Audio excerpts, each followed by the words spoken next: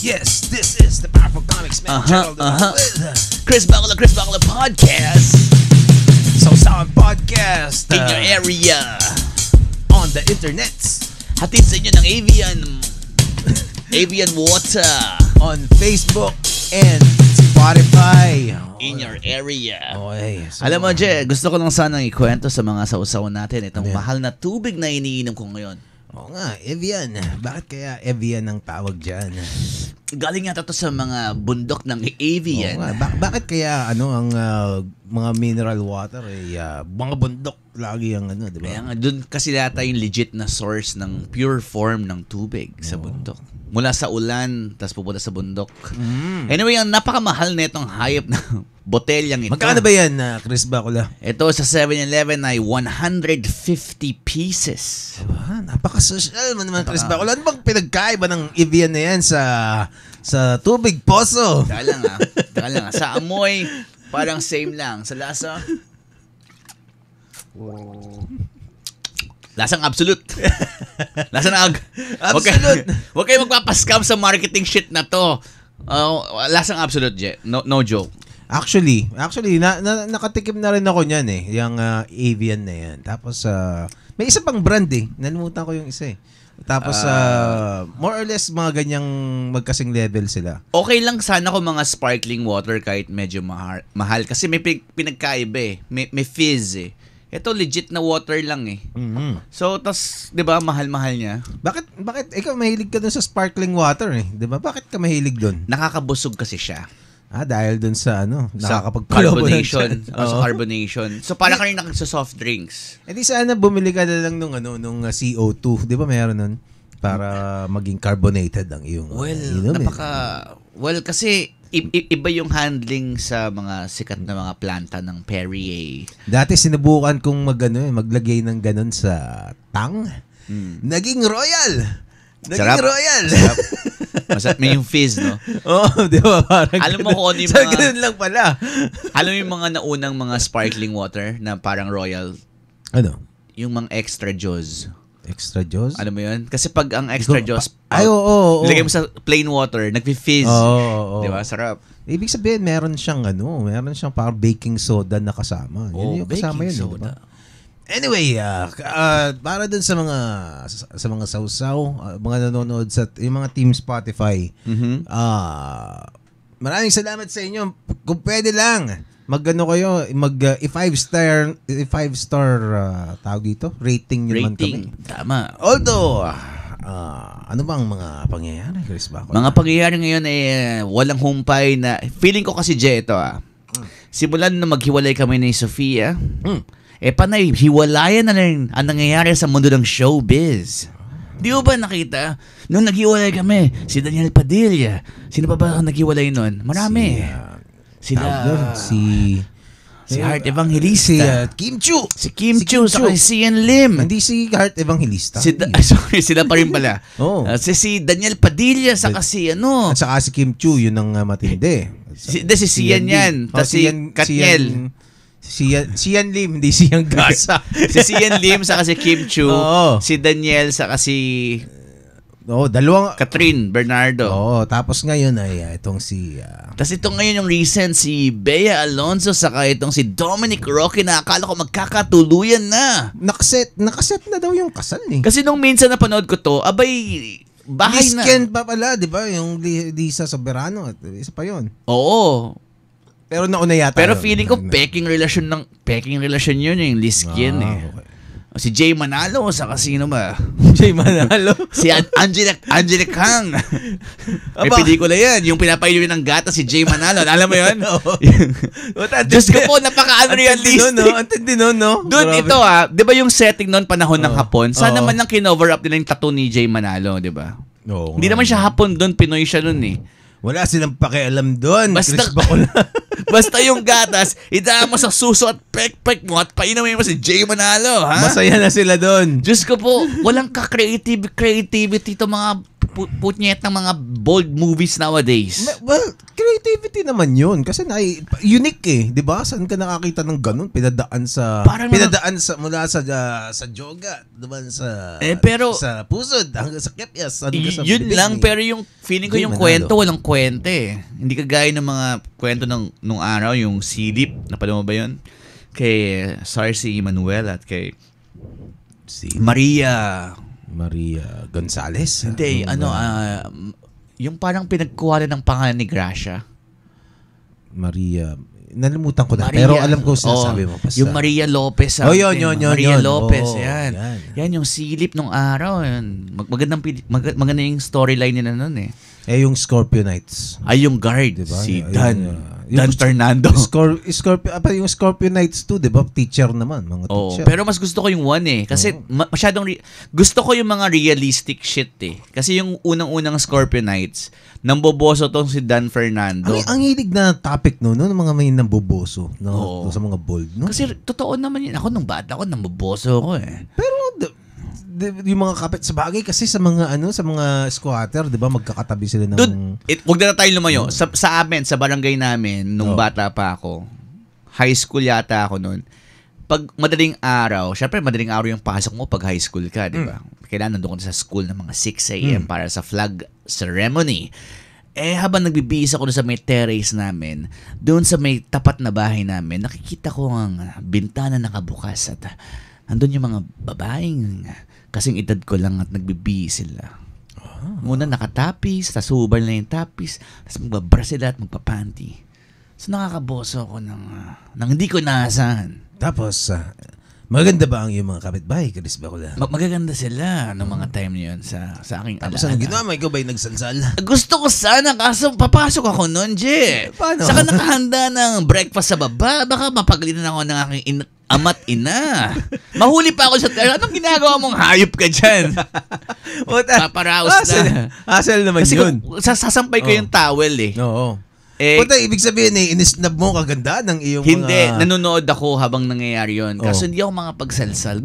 Ang ginagawa ko lang nagre-recall na lang ako. Kasi ang hirap naman nun. Nasa terrace ka, kitang-kita ka ng buong Malabon. Wala pa nung wala pa noong mga sa terrace ka kasi. Sa terrace ako. So nasa labas ka. Pag hindi ka makakapagsalsal. Kitang-kita ko sa taas. Diyos ko po. Kaso nakapatay yung ilaw naman. Kasi madaling araw. So sinasampay ko na yung tuwalya para matuyo. Nasandun yung sa tapat ng bahay namin, kitang-kita mo yung ilaw. Buti na lang.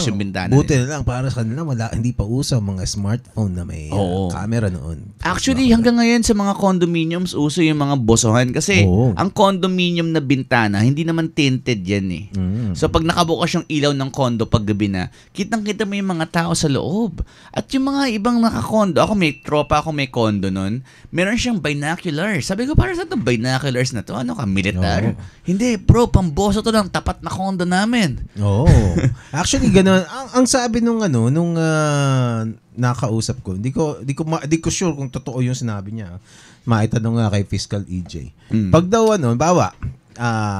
nandito ka, nasa condo ka, tapos sa katapat mo may kabilang mga bintana, tapos nabosohan mo sila, tapos nahuli ka nila, hindi ka pwedeng i-demanda. Kasi nandun nakita ko lang, kumbaga wala ka namang wala. Hindi mo intention yun. Oo, diba? So, pero, halimbawa, nahuli ka nila, tapos meron ka pang binocular. Pinaghandaan mo. Ibig sabihin nun, yung pwede ka daw i-demanda kasi meron ka ng nagbabinocular ka eh. Hindi ko sure tatanungin ko kay Fiscal EJ kung tama ba yung sinabi sa akin. Dati, i-double check mo. Dati bro, may pelikula si Sharon Stone, saka si, yung isa sa mga Baldwin, si Alec Baldwin ba to?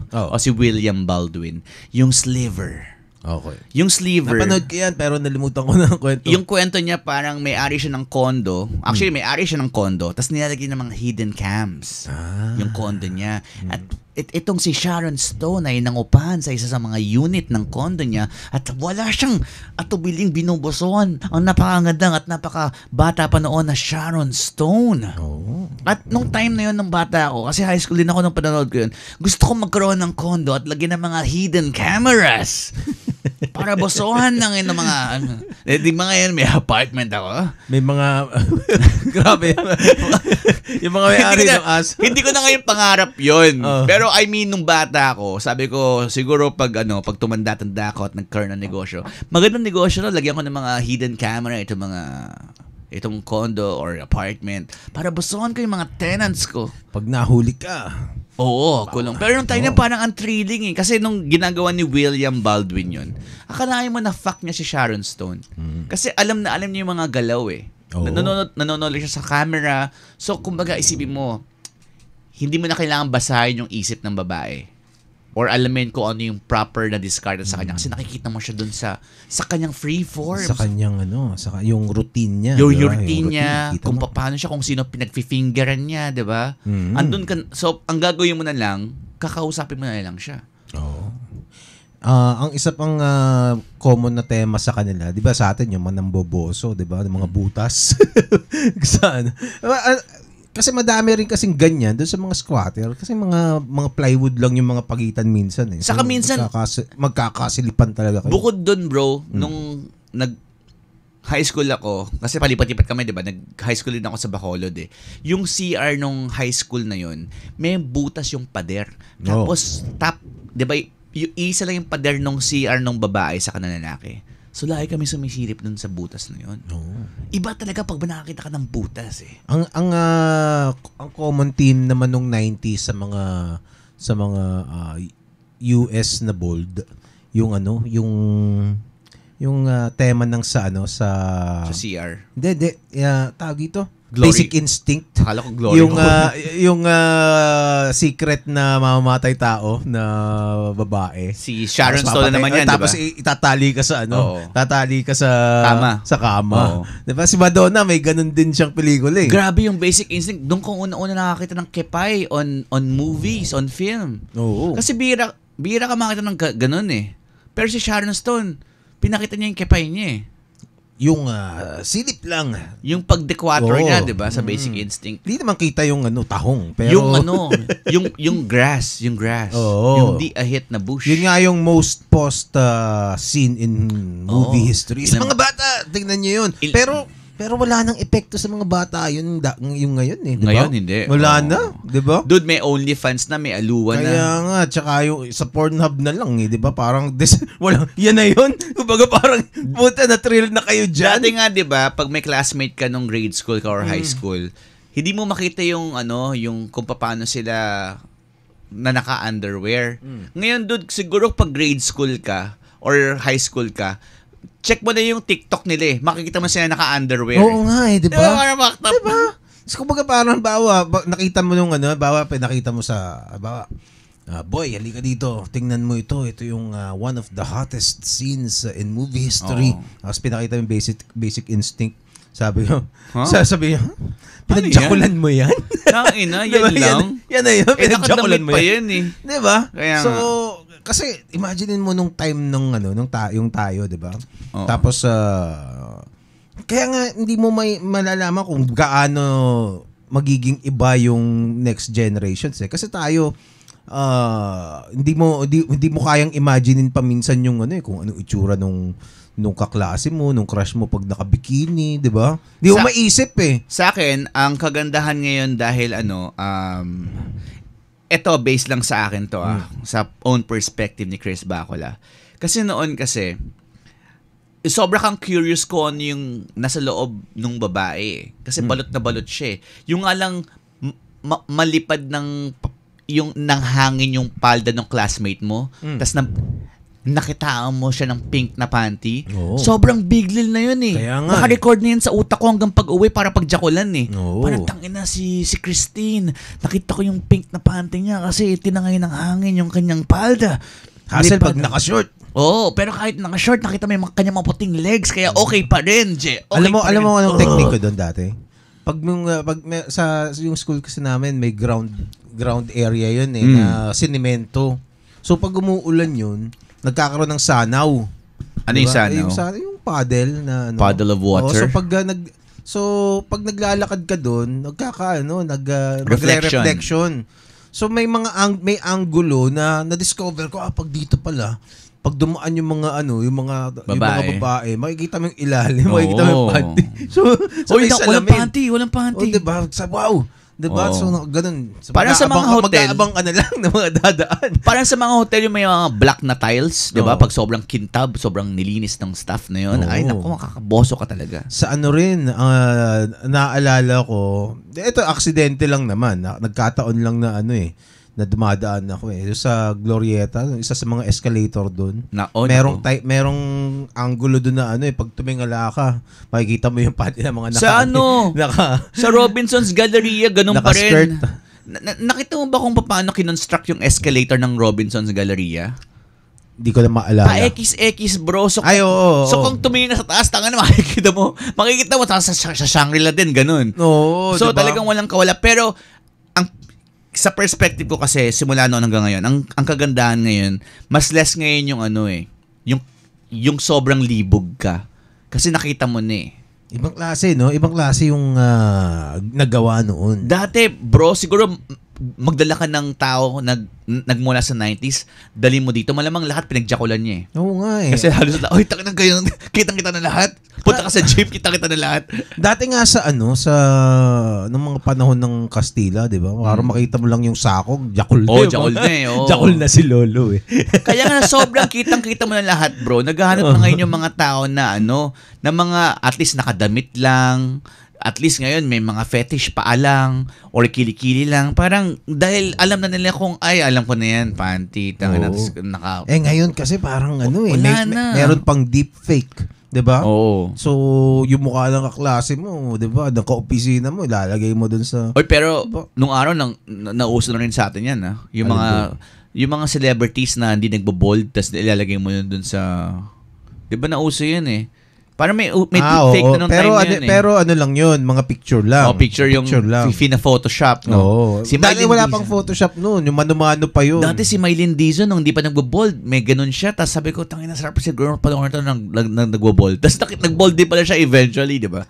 Yung bold naman yan, di naman parang nagpa-dede lang naman siya Meron din siya mga ibang bold na pero hindi yung hindi yung katulad ng Viva Max na style. Hindi yung parang Rica Paralejo. Oo. Anyway, okay, balikan natin itong si Bea. Si Bea Alonzo ba, may chance ba mag-bold to? Wala na yan.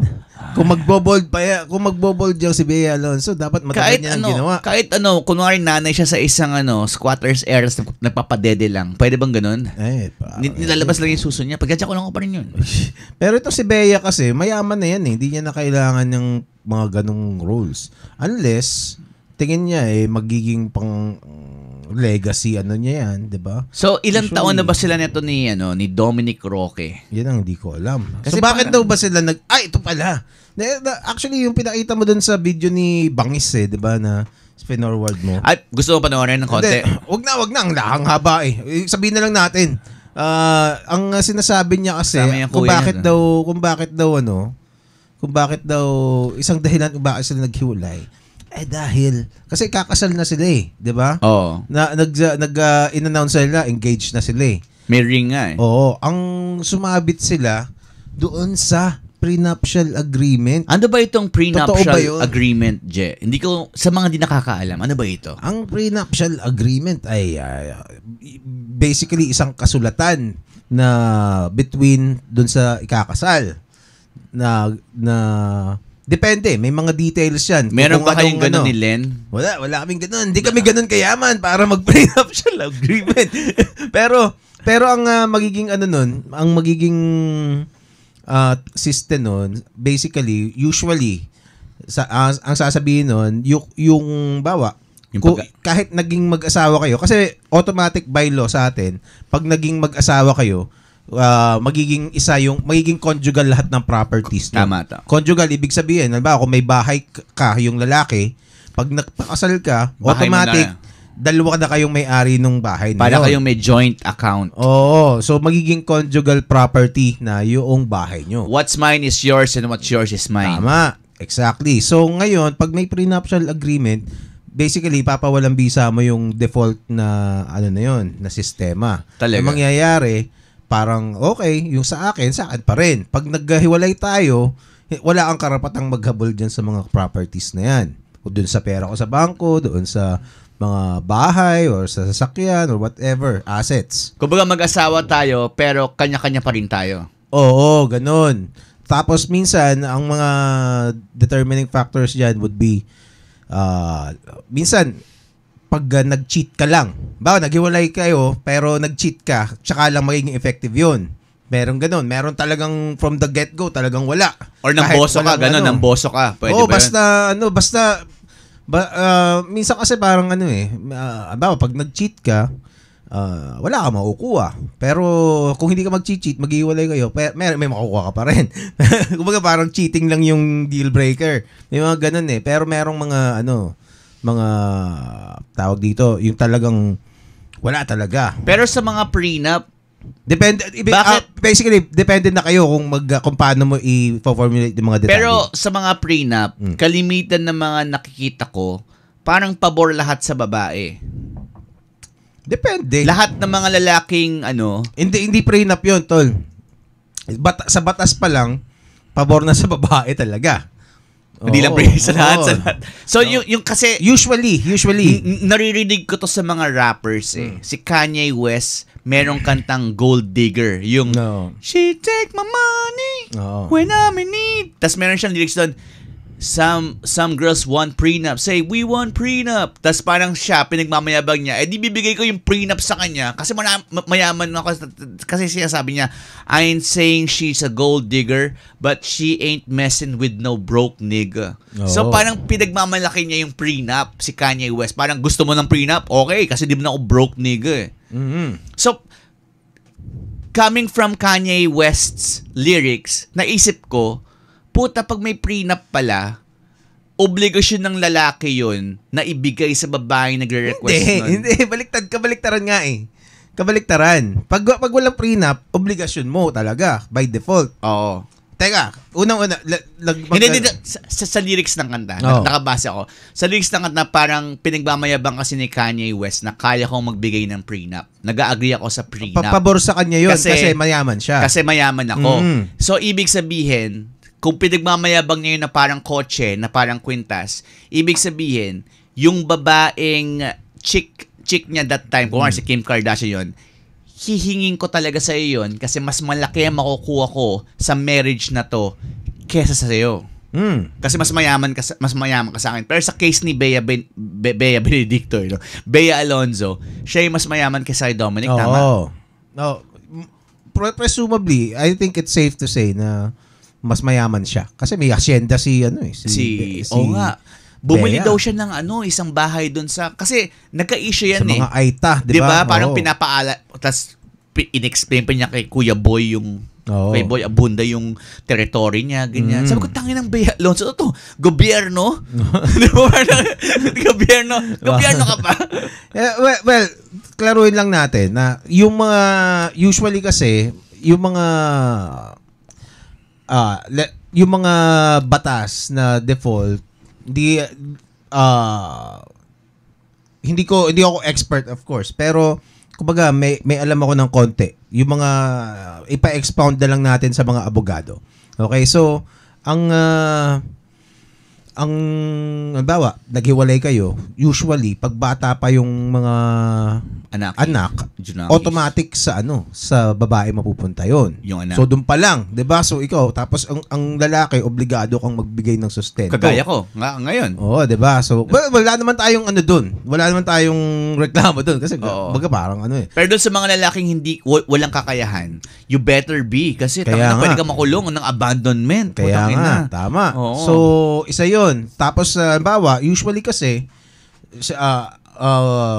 most of the time. Pero of course, dito kay Bea Alonzo, mukhang hindi ganito yung siste. Pero let's say, most of the time, mas madaming pera yung lalaki. Oo. Diba? Lalo na dati. Diba? Kasi siya yung nagtatrabaho usually. Tapos kung housewife yung babae, di wala siyang pera. So automatic, lahat ng yaman mo, mahati. Tama. Tapos bibigay mo sa kanya. Na-assume lang namin ni Gerald na mas mayaman si Bea kasi number one, mas matagal na siya sa industry. Kasi artista rin to si Dominic Roque, di ba? And number two, mas maraming blockbuster movies ang tampukan ni Bea Alonzo. Saka household name ang Bea Alonzo. Parang John Lloyd Cruz yan, di ba?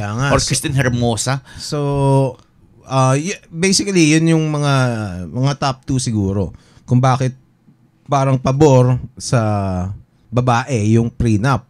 Oo. Yung walang prenup. Ganon, walang prenup. Pero unless, let's say si Beyonce ka, 'di ba? Or Bea Alonzo na lang, si Bea Alonzo. Bea Alonzo ka, diba? 'di ba? O kaya sino, Chris Aquino, Kasi, 'di ba? Usually mas mayaman si Chris Aquino. Bro, kasi kung Bea Alonzo at kung si Bea Alonzo nakatulungan si John Lloyd, hindi na tayo magugulat diyan na automatic may prenup na yan eh. Kasi John Lloyd Bea yan eh. 'Di ba parehong household name eh. Pero Dominic who? 'Di ba? Hindi ko nga wala akong alam na pili ko lang pinagganapan ng Dominic Roque. Pero ikaw may alam kang. Pero now that mukhang naklaro na natin yung prenup, no? So anong masasabi mo na dahil hindi nagkasundo sa prenup ay hindi na sila nagpakasal, wala nang kasal na matutuloy? Hindi ko kasi alam kung talagang prenup yung issue eh. Ewan ko lang kung legit yung source ni Rendon Labrador. Sabagay, si Rendon nga pala. Doon lang tayo na. Alam mo, minsan, baka napeke tayo ni Rendon. Kasi si Rendon, pinagagalitan niya tong si Bea ba o si Dominic. Kasi parang inaalipusta niya yung lalaki. Parang, tangin na, wala ka kasing pera. Parang ganun yung dating eh. Rendon being Rendon. Pero ito, pwede ba natin basahin yung article kung anong nakasaad dyan, bro? Dito sa teka. Para lang malaman natin yung issue na yan. Yan. Ano bang nakalagay dyan? Basahin natin. Basahin mo, Je. Medyo malabo mata ko. Ay. Teka.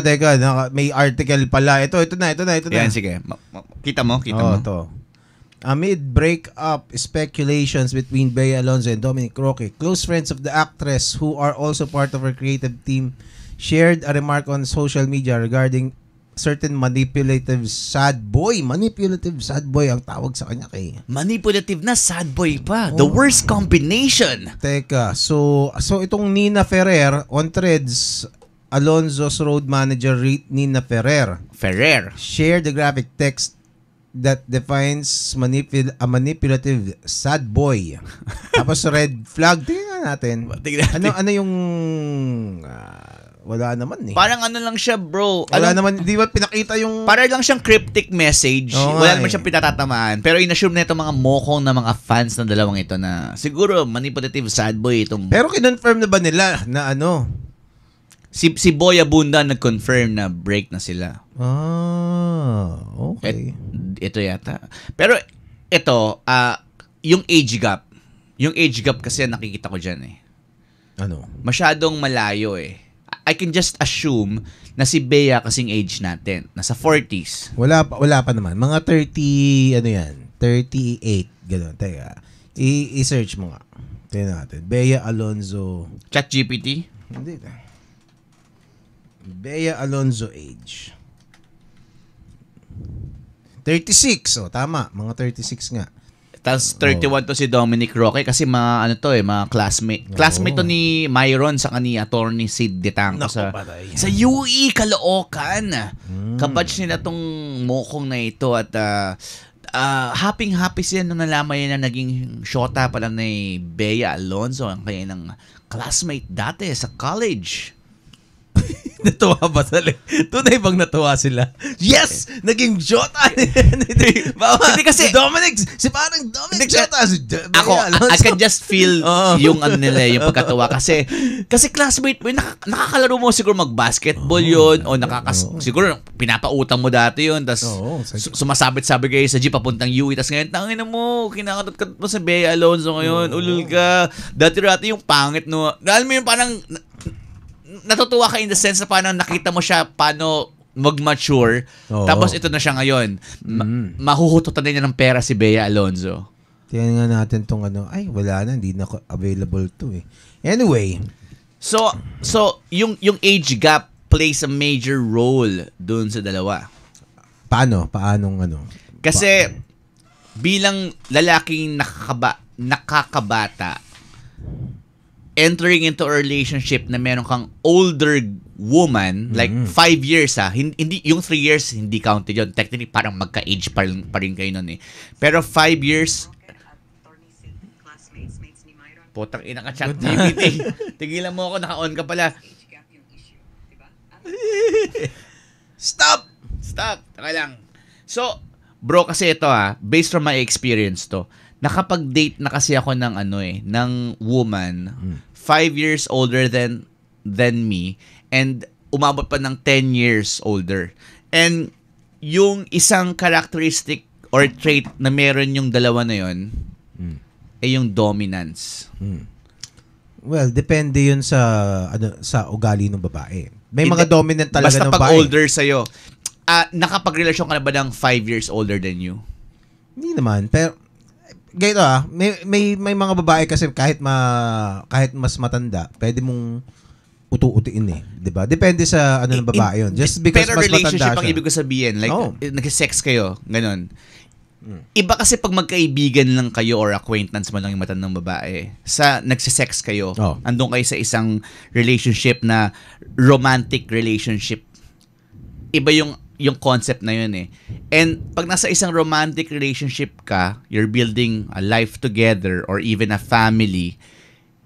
Pag mas matanda sa yung babae, marami na yung napagdaanan na relasyon in the past. Kumbaga marami na siyang, kung gera to, yung bati ka na. Yung, kung sniper ka, successful kills kung sniper ka. So, tama, batikan ka. So, alam mo na kung paano to yung buhay. Ngayon, pag bata ka lalaki, may mga alam ka siguro sa age mo, pero alam na ng babae na hindi, dapat dito tayo, Dominic Sino ba may bahay? May bahay ka ba? Hayop ka?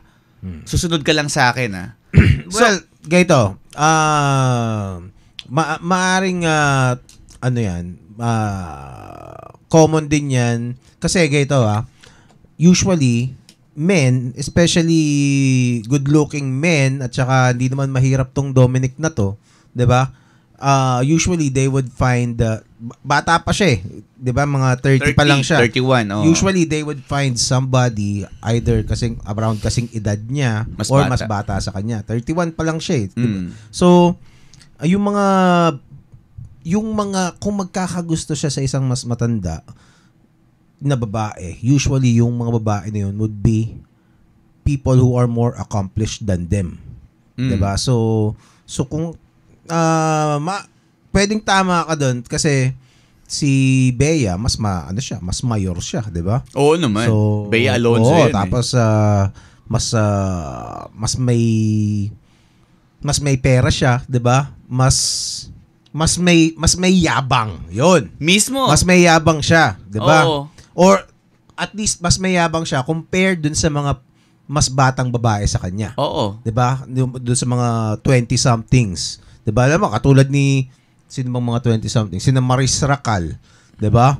Hindi ba kasi mo baka sampal-sampal ni Bea Alonzo yun pag nagkasagutan sila, 'di ba? So ganoon. So kumbaga may pagkamayor siya doon. So pwede ngang ganun. Yun nga lang bro sa medical industry kung saan ako kabilang noon nung ako yung medical representative. Pag may nakakatandang senior consultant na babae, tas nakaharap niya tong doktor din na credible pwede niyang bata-batain lang yun Yung na mas bata sa kanya. Doktora, do you know na kasi napagdaanan na niya lahat yan Doktora, yung diagnosis yung kaya niyang bata-batain lang yun. How much, yung palang colleague pa lang yun How much more kung intimate kayo? Para kang may anak niyan. Teka, sinong nang babata, yung doktora mas matanda? Oo, yung senior consultant. Tapos lalaki yung hindi, may bata ding babaeng doktora. Oo, yun. Kumbaga, sa professional world pa nga lang makikita mo to sa yung kung bakit sinasabi kong nagpe-play ng major role yung age gap. Like kayo ni Len, ano yung age gap nyo? Huwag mo na sabihin. Pero I'm sure hindi more than 5 years or hindi 5 years, di ba? So, medyo kahit 3 years pa yan or 4 years. Basta wala pa kayo sa 5-year mark and up. Technically, pantay pa kayo ng level Oo. Kahit na sabi mo mas mayaman yung isa sa inyo, papantay pa rin kayo ng level kasi wala pang mas matanda Pero when you are Bea Alonzo, na reach mo na yung higher echelons nung profession mo, may yabang ka nang sabihin. Ako nag-earn ako ng CEO na na ex. Doon kung pagsabihin ako about sa buhay, tapos parang ako, OB-EPAL pa ako. Pero kasi parang... Well, usually, kung ano, ilang taon ka nun?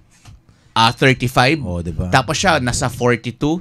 Isipin mo yun, bro, kaya niya sinasabi yun kasi minsan may resistance pa sa akin na parang, hindi ganyan. Parang sa utak niya, anong hindi? Ilang beses ko yung nakita yan na ginawa mo, ginawa ng ex ko, ginawa ng lahat ng mga lalaki na nakilala ko. Diba? Parang sino ka para sabihin sa akin na iba yung ginagawa mo sa kanila. Nagkataon na boyfriend kita ngayon kaya mas lenient ako sa'yo, mas napapagbigyan kita. Pero kung sakaling mapuno mo ko, maririnig mo sa akin yung katotohanan. So bilang lalaki, yung ego mo matitest ngayon.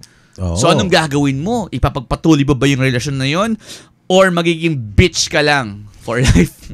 Well, kung ganun ang feeling nitong si Dominic Roque, good for him na umalis na siya. Kaya nga, kasi magiging miserable lang kaya siya. nga wala kang makitang successful men na merong silang girlfriend na kasing edad nila. Tangin na si Atong Angba, nakita mo kasing edad niya yung mga dinidate niya. 'di ba? Yun yung sinasabi ko. 'di ba? So typically as a successful man, the older he gets, mas attracted siya sa mga mas bata. Mas bata, diba? mismo. Well, madaming complexities 'yan. Unless meron siyang siguro childhood sweetheart na parang wala rin relasyon, 'di ba? Parehas na silang widowed, 'di ba? Tayo na lang, 'di ba? Parang ganoon. Kumbaga malamang kakilala niya 'yan eh. May ganoon. Pero kung sabihin mo single yung yung successful man na 'yon na older, hindi siya pipili ng kasing age niya. Kung bibigyan siya ng choice, kunwari single yung nasa dating market siya. Nasa dating market siya. Nasa dating market. Si Vic Soto siya, 'di ba? Si Vic Soto siya, nakipag-annul sa asawa. Kung bibigyan siya ng choice kung sino pipiliin niya, hindi niya pipiliin yung parang kasing edad ni Dina Bonnevie. Pipiliin niya yung putang ina mas bata pa kay Pauline Luna siguro kung mamarapatin. Kung ngayon, 'di ba? 'Di ba kung ngayon? So yun yung that's how it usually is. Even though may mga successful na let's say na mga may mga Bea Alonzo. Malamang hindi kung si Vic Soto hindi pa rin niya kukunin si Bea Alonzo kasi matanda madaming mas hot kay Bea Alonzo. Baka tapakin lang niya sa ulo yun. Tama na. At saka yung 'di ba may mga ito bro. Meron ako nabasang article last year ata. Si Charlize Theron. Di ba ang ganda nun? Super gandang babae, super mayaman, nasa kanya na lahat devil's advocate. Tapos ngayon parang nasa late 40s na siya. Or baka 50s na siya ngayon. Tapos takang-taka siya, walang lalaki na nakikipag-date sa kanya. Wala siyang walang nakikipagrelasyon sa kanya.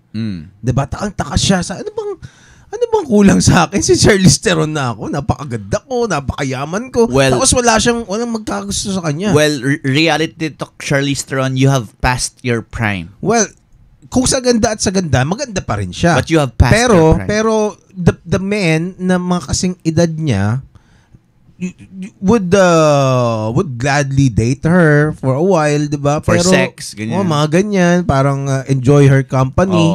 But then again, kung tatanungin mo if they want to settle down, 'di ba? They would find somebody. Alam mo kung bakit, bro? Alam mo kung bakit younger. Na hindi attractive ngayon yung mga may edad na babae sa mga older men na successful?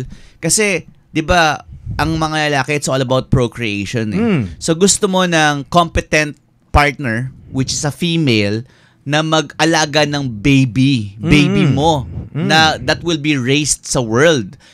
Kung si Charlize Theron ang bubuntisin mo, baka mamatay ka agad yan sa ER or sa delivery room. Kasi matanda na siya Ang 40, mataas na yung risk na pag naging na-impregnate mo siya, mataas na yung risk na pwedeng maging fucked up yung pregnancy niya. Kasi either may abnormalities yung bata or siya mismo hindi na makayanan kasi yung katawan niya masyado ng matanda. Tapos, at the same time, siya din bilang 40, siguro kung may anak siya, ayoko na magkaanak. Tangina, 40 plus na ako. Pagkakaanak pa ako, mag-labor pa ako. May enjoy ko na yung buhay Tama. At saka, isa pa yun, yung tawag dito, yung mga attractive kasi talaga naturally, yung mga mas bata. Oo. Diba? Let's say, kung kaya mo namang kung kaya mong, bakit ka magtatyaga sa, let's say, sa, kahit classic pa, yung si Charlize Theron, diba? Kung Sharon Stone na nga yan. Kita mo si Sharon Stone ngayon, sexy pa rin. Pero kumbaga, pwede kang bumili ng bagong Ferrari. O kaya, basta, siguro kung talagang hikaos ka sa buhay na lalaki na bata, di ba? Hindi ka naman magugustuhan ni Charlize Theron. Oo. Di ba? Yun ang dilema sa mga successful na pero ang older problema, women. Pwede. Paano po pwede? Kasi merong ako mga nakikita na ganyan sa social media and even sa media. Si Ai de las Alas. Di ba meron siyang boyfriend? Okay. Na mas bata sa kanya. And hindi ko sinasabing dahil pangit si Ai de las Alas. Pero ang ibig sabihin, they would think twice. Kunwari, kine-question ni Charlize Theron na parang, bakit wala akong ka-date? They would think twice na parang siguro I should open my market sa mga gwapong bata na kahit na hindi sila ganun kayaman, pwede ko namang gawing eye candy. Kasi feeling ko nung dinidate ko yung tangin ng ex ko na CEO, feeling ko ginawa akong eye candy lang nun eh. Hindi ko sinasabing mala Dominic Roque ako. Pero kasi 5 years age gap, parang na-feel niya sa akin sa company ko na mas bumabalik yung youth niya. Oo. Kasi yung energy ko, yung passion ko sa ginagawa ko, not necessary na kasi na-achieve niya yung buhay na gusto niya kasi kasal siya dati. Oo. Tapos nagkaroon siya ng family, hindi lang nga nag-work. So ngayon, nung di na nag-work yon, gusto niyang parang, kumbaga midlife crisis, balikan ko kaya yung nakaraan ko, nung college ako. Meron akong boy dito na pangalan niya Chris na parang feeling bata, although 35 na ako nun, na pwede siyang maging joyride para sa akin. Oo. So kaya nag-work yung relationship namin, pero hindi rin tumagal kasi na-feel ko na parang, teka lang, parang ginagamit lang ako ng hype na to Parang succubus to Parang masaya ako kasi na-achieve ko yung na-reap ko yung benefits ng pagiging CEO niya, nakakapunta ako sa mga gantong lugar, na nakikilala ko itong mga gantong, doon ko nga nakilala sa kanya si Brian Velasco Na-elevate nga yung stand-up game ko noon kasi may mga venues siya na binook para sa akin, nakilala niya yung owners. Kaso, in the long run, sabi ko sa sarili ko, masaya ba talaga ako dito? O masaya lang ako kasi parang mapagmamalaki ko tong girlfriend ko? Siguro si Dominic Roque, nung sa mga last stages nung relasyon niya with Bea Alonzo, masaya ba talaga akong mahal ko to si Bea Alonzo? O gusto ko lang siya dahil siya si Bea Alonzo? May mga, sigurado meron siyang mga katanungan na ganyan, Chris Bacula. Ang ginawa niya malamang kumantot siya ng batang babaeng sobrang sariwa. Well, yun ang, kasi, for si Bea Alonzo, 36 pa lang So, wala pa siya dun sa 40s na Pero walang anak at 36. Teka lang. So, itong 30, sa 36 siya, meron pa siyang na feeling niya bata pa rin siya Kumbaga parang nandun siya sa brink. Meron pa siyang delusion na ganun. Wala na, diba? I'm sorry. Ganun. I'm sorry, wala din. Yung 36, I'm sorry, pero game over, girl. Game over. So, ngayon, and isa pang factor dyan. Hindi ko alam kung ganito si Bea Alonzo pero sa West, sa US, ganyan, factor yung feminism yung ideology. Yan. Na parang laging, ang tinuturo kasi ng feminism, hindi mo kailangan ng lalaki sa buhay mo. Diba? Yan. So habang bata ka, wala kang pakialam, ayaw magpamilya, ayaw mong magkaanak, okay lang yan. Ayaw mong ayaw maging subservient sa isang lalaki. Diba? Tama. By subservient, hindi naman ibig sabihin nun, ikaw lang, subservient ka sa lalaki, subservient din siya sa'yo. Tama. Hindi naman yun. Kumbaga, it goes both ways. Visit ng mga hype na yan.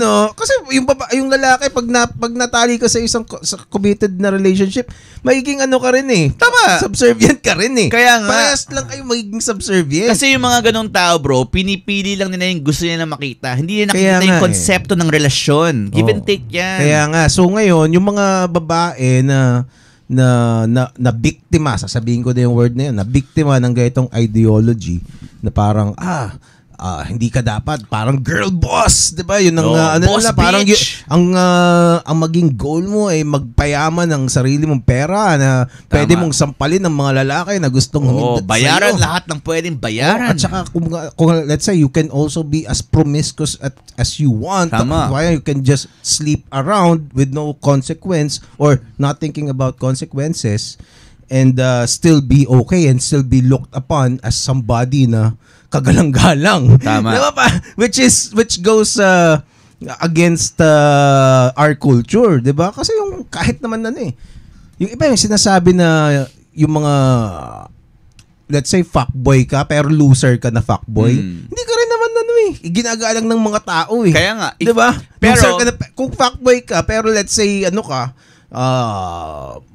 mayaman ka talaga, 'di ba? Yung pwede kang irespeto, pero yung fuckboy pero ka still lang. nga kahit nga mayaman kang fuckboy, may sasabihin pa rin sa'yo eh. 'di ba? Sa hindi lahat ng babae makukuha mo. Siguro bro, sa lalaki, yung sense of accomplishment nila kahit na hindi monetary, yung parang sa primitive time, at least na-fuck ko.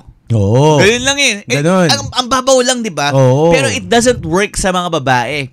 Hindi mo pwedeng sabihin na 36 ka na, nakuha mo na yung yaman mo, okay lang, at least na-fuck.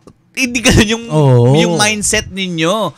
Ang lalaki kahit basurero pa yan, okay lang yun na basurero lang sila kung ayaw nilang umasenso yung buhay nila, di ba? Parang, hindi ko sinasabing hindi maasenso yung mga basurero. Ang ibig ko sabihin, basurero, nag-fuck ng elitistang mayaman, wala silang pakialam kung habang buhay silang basurero. Basta sa kanila, at least na-fuck ko yung mayaman. Ganun yung mentality ng mga ibang lalaki.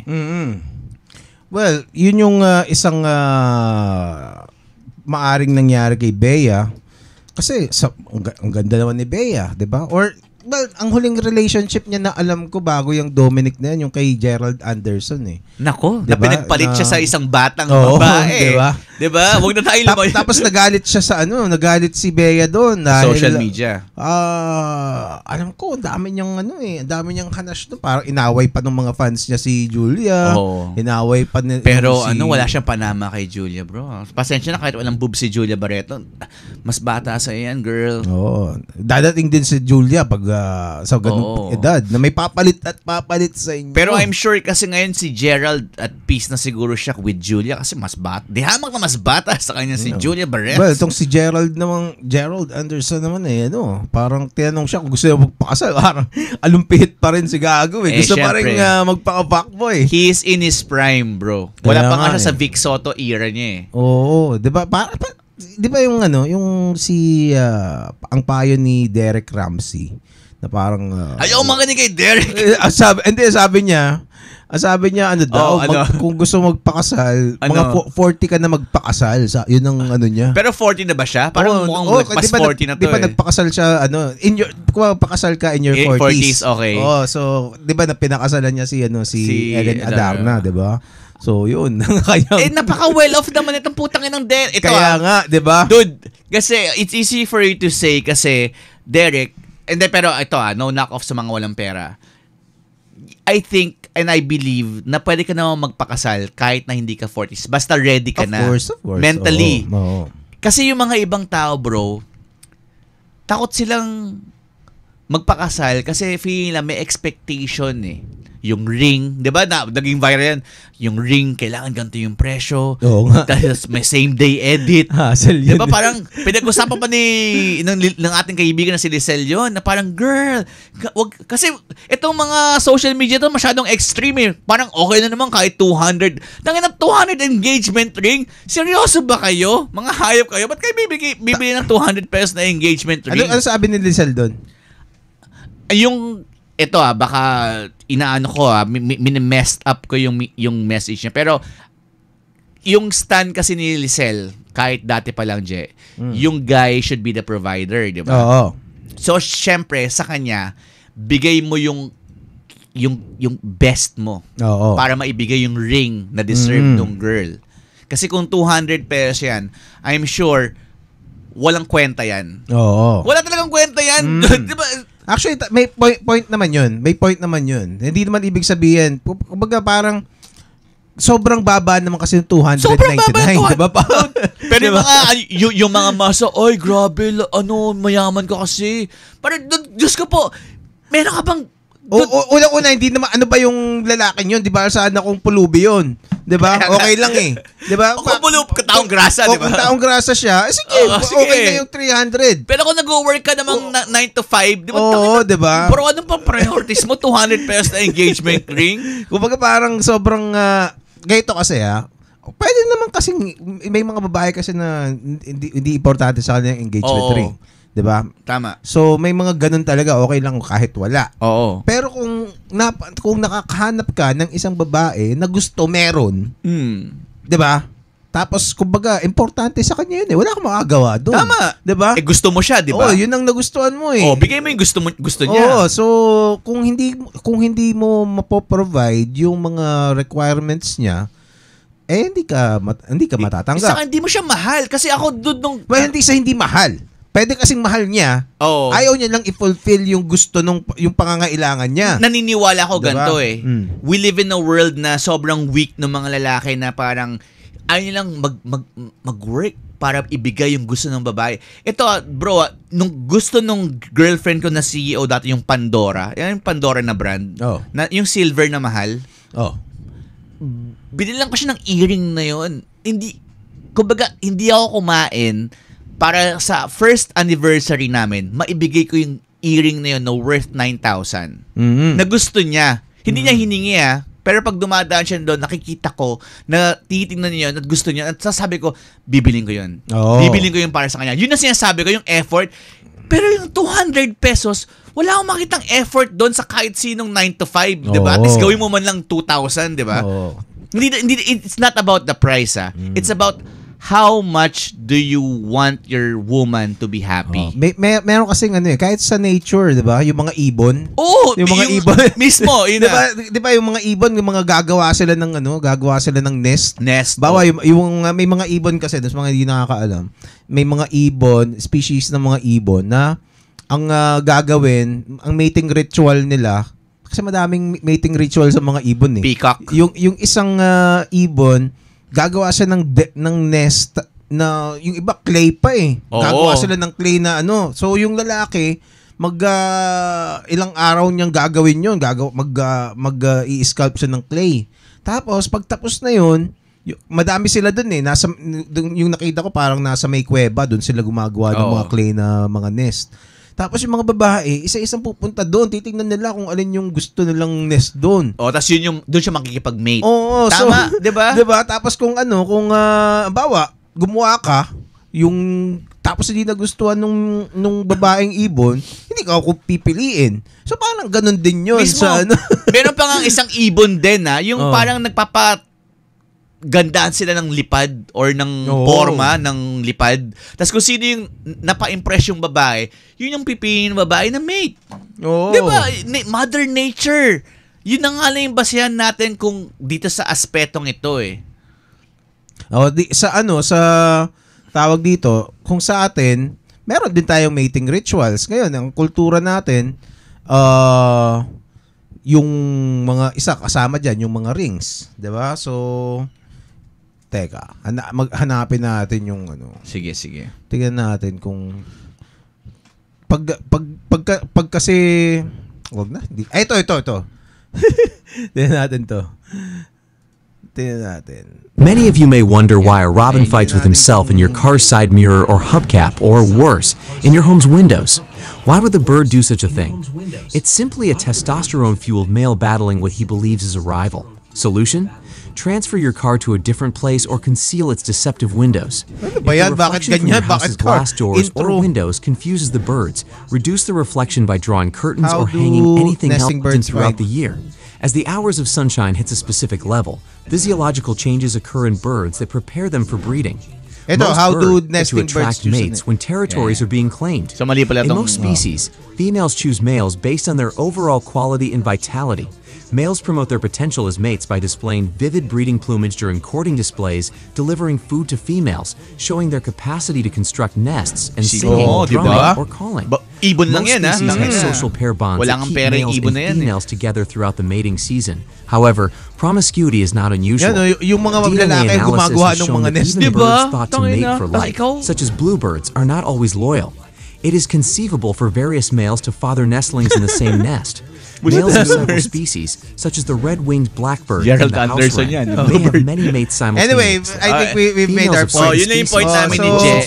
So, kumbaga, kasama yan sa Human it's nature. Nature. So, yung kung nire-require ka nung girlfriend mo, kung importante sa kanya yun, don't take it against her. Pwede ka mapikon, pero ganun tanggapin mo na ganun ang gusto niya. Tas may mga Diba? lalaki, bro, ginagamit nila yung society para, yung parang manipulative sad boy na gagabi niya parang, ikaw, puro ka ganyan. Di naman hinihingi yan kasi nakapa-impluensya ka dyan kay Heart Evangelista. Yung mga ganun bang lalaki na kasi tamad lang silang ibigay yung gusto ng babae kaya ang dami ng excuses ngayon. Baka ganun pala si Dominic.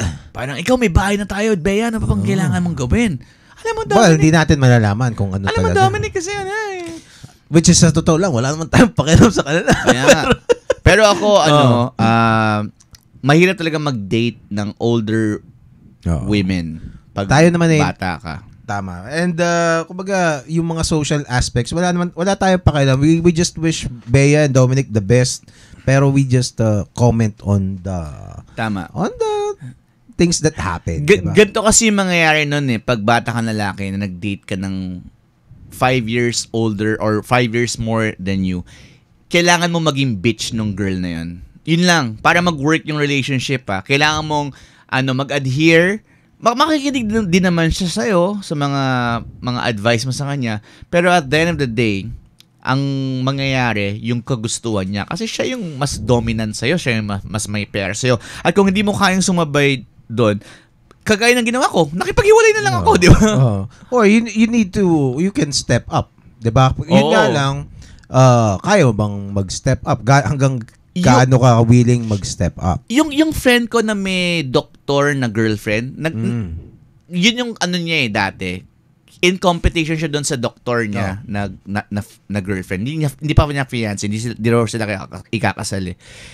Sabi ko sa friend ko na si Monty, shout out, hindi mo maaabutan yung girlfriend mo. Kasi, number 1, 10 taon yung gap ninyo eh. Nag-aaral ka pala ng college, siya, nag-clinic na. Oo. Kahit gaano ka kasipag, lumuha ka man ng dugo, hindi ka makakagawa ng ospital. May hospital na yun. Kasi, hindi... Pwede nang gawin, pero hindi not anytime soon. Sobrang layo na kasi nung nangyari, di ba? Saka, kailangan mo tanggapin sa buhay, hindi talaga kayo pinanganak ng pantay eh. May mga galing sa gantong pamilya. Ano sabi niya? So, tinanggap niya yun at di na siya in competition dun sa Ngayon, sinasabi niya kung ano yung gusto ng girlfriend ko na mausunod, kailangan ko lang tanggapin, sasabihin ko na hindi ko minsan gusto, pero gagawin niya yung gusto niya. Dati kasi nakikialam pa siya. Ba't mo bibilin yung lupa na yan? Para saan ba yan? Okay. Tapos, hanggang sinagot siya, ako yung may pera eh. Akin itong pera eh. Bakit? Kasi, itetest mo yung ego yung mga ganung babae na mas older sa'yo, na mas successful sa'yo. May mga ego na rin na kasing laki ng ego mo eh. Ang pinagkaiba niya lang, siya yung meron. Siya yung decision maker. And the woman also tests you. All the time. Diba? And gusto ko sabihin sa mga ganun lalaki, you can be successful when you date or when you are dating those kinds of women. Pero you have to face the harsh reality that you will never at any way magiging kapantay niya. Kasi sobrang si Dominic Roque ba magiging household name na parang Bea Alonzo? Maybe not anytime soon. Not anytime kung soon, mangyayari diba? yun. So, diba? hindi mo kailangan sabihin na parang Diba? Dapat tanggapin mo lang, parang si Hayden ko. Mismo. Diba? Yun na yun. Kahit mukha ng zombie yung asawa mo, hayaan diba? mo siya magsasayaw sa TikTok. Hayden ko, di ba? Sino pa ba? Diba? Kung halimbawa, si James Yap ka, hindi niya tinanggap. Si Chris Aquino, di ba? Diba? Yung nga sinasabi ko, bro, hindi mo matanggap yan, bro. Either maging bitch ka or umalis ka na lang.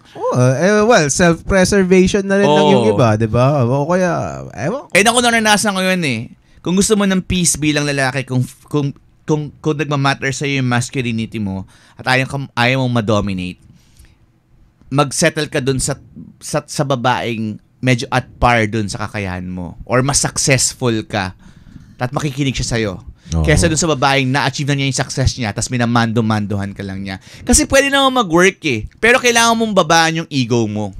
Well, sometimes kasi, minsan you stand your ground, sometimes magbibigay ka rin ng leeway.